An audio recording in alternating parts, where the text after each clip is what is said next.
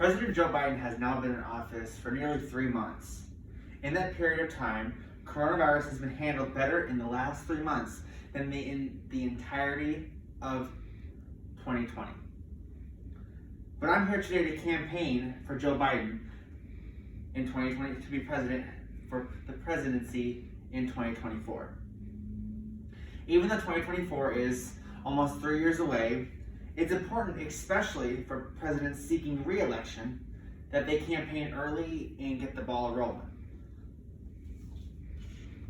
In this speech, I will inform you of why you should vote for Joe Biden and how important it is for me to relay the message that Joe wants to get out.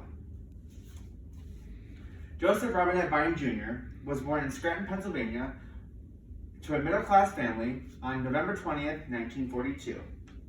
He attended the University of Delaware and graduated with a law degree from Syracuse University, where he met his first wife, Neela Hunter. They married in 1966 and had 3 children, Bo, Hunter, and Naomi.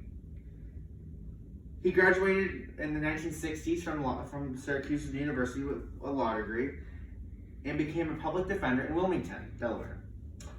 In 1972, Joe Biden ran for Senate in Delaware against the incumbent J. Caleb Boggs, defeated him in the general election by around 3,000 votes.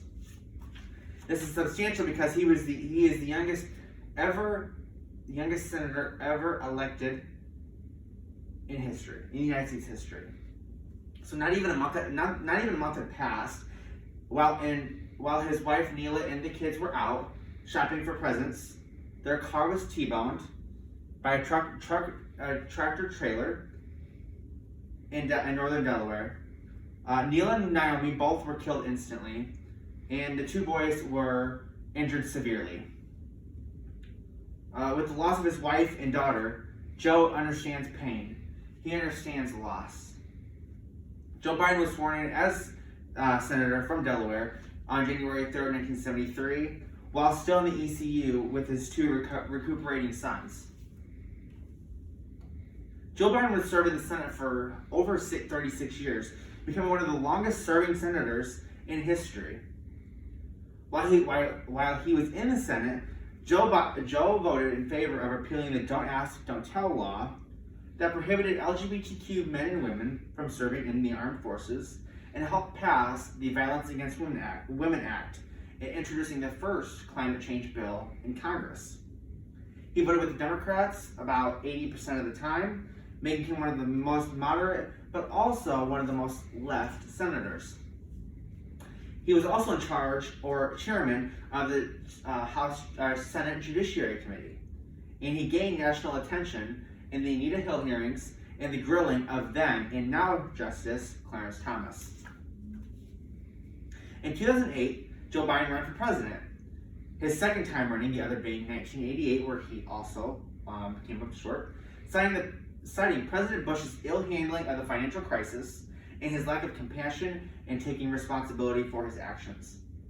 Joe never managed to gain traction, similar to his run in 1988, so he jumped out of the race and endorsed newcomer, then Senator Barack Obama.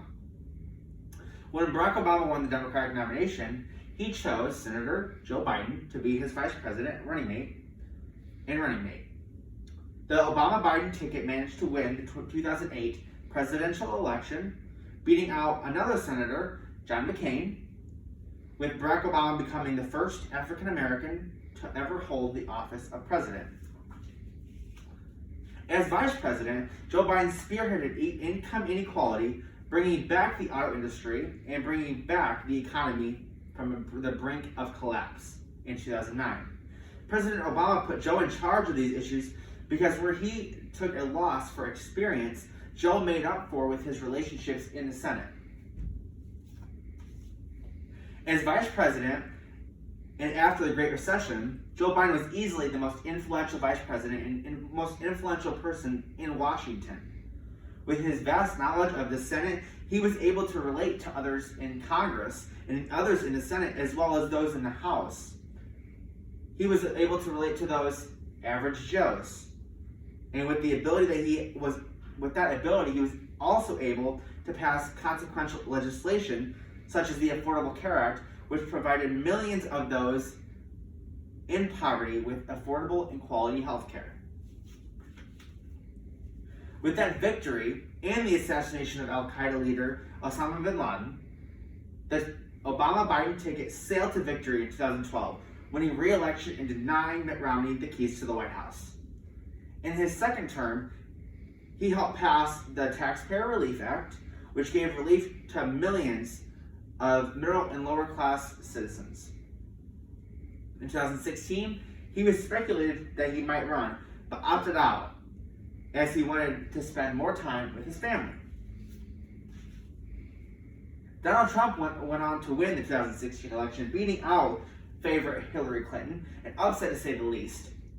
President Trump was widely unpopular throughout his entire term, and it was a perfect time for a former popular vice president to take on the incumbent and restore the soul of the nation, as his book says. With a field of over 20 candidates, the Democratic primaries were full of excited voters, young and old, to get rid of Donald Trump. Vice President Biden eventually won the nomination, beating out all 20 candidates, and was prepared for the fight of his life against Donald Trump for a third time. His campaign played on the emotions of the voters when he said his famous line in the debate, "How many of you look across the table at an empty seat at the table?" His ability to reason with the average American spoke volumes. This charisma and ability to sympathize would inevitably lead the Biden-Harris ticket to victory, with Joe Biden becoming the oldest person to ever hold the office of president. Some of Joe Biden's first acts as president include signing the end of the construction of the border wall, revoking the permits of the Keystone Pipeline, and rejoining the Paris Climate Accord.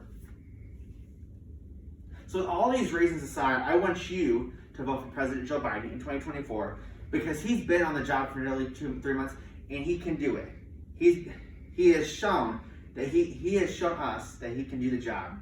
He's already passed executive orders protecting LGBTQ and minorities from discrimination, also signing the American Rescue Plan, and in the near future, signing an infrastructure bill, which will create tens of millions of new jobs to fill. He has proven that he can lead. After losing his wife and daughter in a fatal car crash, he still persisted and did his job in the Senate. He knows me, he knows you, he can relate to us.